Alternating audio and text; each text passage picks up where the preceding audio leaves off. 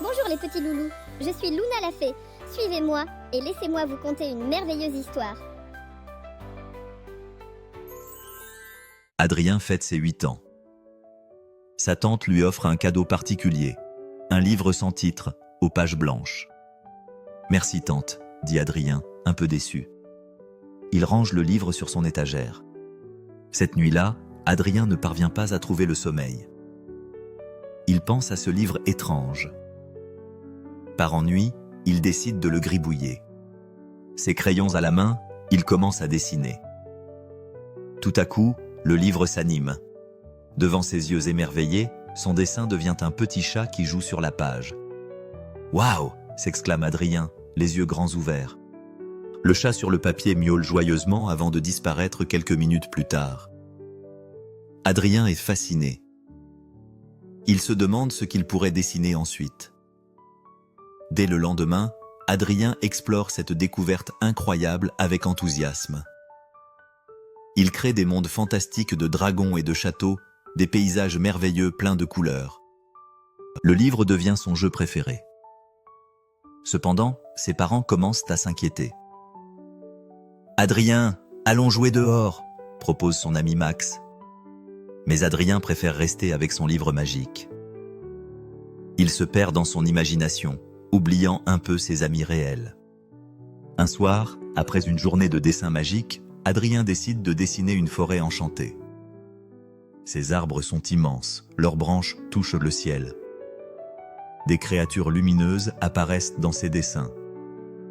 Mais soudain, un souffle léger l'entoure, comme un vent doux. Un tourbillon de lumière colorée jaillit du livre. Adrien est aspiré. Il tombe lentement, comme dans un rêve, sur un tapis de feuilles moelleuses. La forêt, magnifique, s'étend devant lui, exactement comme il l'a dessinée. « Alors, c'est ça, ma forêt », murmure-t-il émerveillé. Des fées aux ailes fragiles brillent autour de lui. « Bienvenue chez toi, créateur », gazouille une petite fée. Adrien parcourt les lieux, étonné, admirant chaque détail qu'il a dessiné. Il rencontre des personnages qu'il a imaginés, des animaux fantastiques aux couleurs irisées. Ils le reconnaissent aussi. « C'est Adrien !» crie un petit renard poilu. Tous viennent le saluer avec joie. Cependant, au fond de lui, Adrien commence à sentir une inquiétude naissante. « Comment vais-je retourner chez moi ?» pense-t-il. Mais, pris par l'émotion de cette incroyable découverte, il continue son exploration. La nuit tombe, et les lumières magiques de la forêt l'enchantent, éclairant son chemin. Tandis qu'Adrien s'aventure plus profondément dans la forêt, il tombe sur une clairière animée. Là, une assemblée d'animaux et de personnages fantastiques discutent joyeusement. Parmi eux, Adrien remarque un grand arbre avec un visage sage et souriant. « Oh, c'est le grand chêne parlant que j'ai dessiné !» Le vieux chêne salue Adrien d'une voix chaude comme le soleil d'été. « Bonjour, jeune créateur, » dit-il. « Nous sommes enchantés de te rencontrer ici. » En se promenant, Adrien partage des histoires avec les créatures qu'il a dessinées. Un petit dragon pousse un soupir en l'entendant. « Adrien, pourquoi es-tu parti si vite? Nous espérions plus de contes. » Le garçon se sent coupable. Il réalise que ces personnages ressentent sa présence ici. Soudain, un hibou aux yeux perçants dit « Vous savez, le livre est puissant. Il montre des possibilités, mais il ne faut pas s'y perdre. » Adrien se sent un peu chiais. Il remercie le hibou et se promet de se souvenir de ce conseil. Tard dans la nuit, Adrien sent le poids de cet univers merveilleux et de ses responsabilités. Il se demande « Dois-je rester ici ou retrouver la réalité ?» Cette question reste dans son cœur, tandis qu'il s'endort sous le ciel étoilé. Au petit matin, le vieux chêne parlant invite Adrien à une conversation importante. Ses branches s'étendent comme pour l'abriter. « Adrien, le livre des possibles est un artefact puissant, » déclare l'arbre, ses mots riches de sagesse. « Il te montre des mondes que ton imagination crée, » poursuit-il. « Mais il y a un risque. Tu pourrais oublier d'où tu viens. » Adrien écoute attentivement, son cœur se serre un peu. « Je ne veux pas rester ici pour toujours, » avoue-t-il. L'arbre sourit doucement. L'équilibre réside dans la reconnaissance de chaque monde. La réalité et l'imaginaire se complètent. Tu as le pouvoir de rentrer chez toi en trouvant cet équilibre. Adrien réfléchit à ces mots. Le chêne propose « Imagine un portail avec ton cœur, un passage entre ces mondes. Tu dois vouloir revenir. » Avec détermination, Adrien se concentre. Progressivement, devant lui, un portail lumineux se dessine, formé par ses pensées pures et ses souvenirs. « Merci, grand chêne », souffle Adrien, reconnaissant. Le portail vibre de promesses et de magie. Adrien prend une grande inspiration et traverse cette ouverture étincelante, sentant un mélange de joie et de courage l'envelopper. En passant le portail, Adrien atterrit doucement sur le plancher de sa chambre, entouré de ses livres et jouets familiers. Le ciel de son plafond lui semble étranger après tant de merveilles.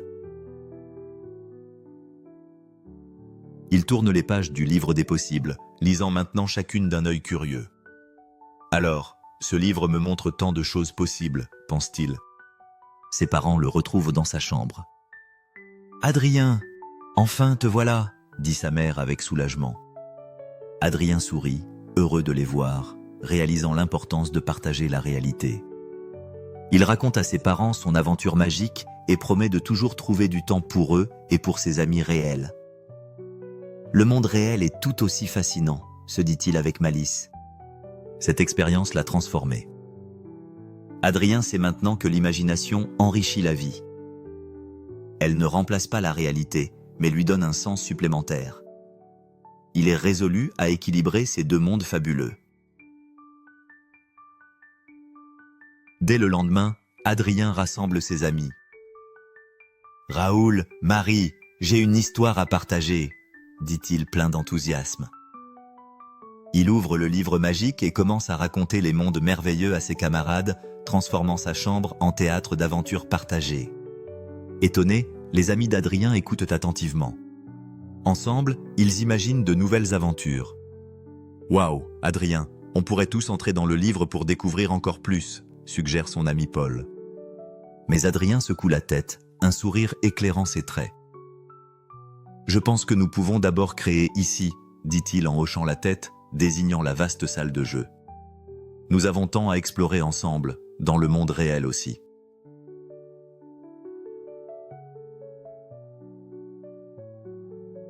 Ses amis comprennent et l'aident à recréer la magie de ses aventures avec des déguisements et des dessins. Ils rient et jouent, inventant un château flottant, une jungle d'émeraudes sans quitter la maison. L'équilibre trouvé, Adrien partage les histoires de manière collective. Maintenant, chaque aventure est une occasion revigorante de construire quelque chose de nouveau ensemble. Le livre reste un outil précieux, toujours magique, mais utilisé avec discernement. Adrien apprécie maintenant pleinement chaque instant entre imagination et réalité. La chambre résonne de rires et de jeux. Avant de se coucher, Adrien se demande ce que demain apportera, puis dit « Et vous, si vous pouviez explorer un monde, lequel serait-ce » La question flotte joyeusement, invitant chacun à rêver son propre monde de possible.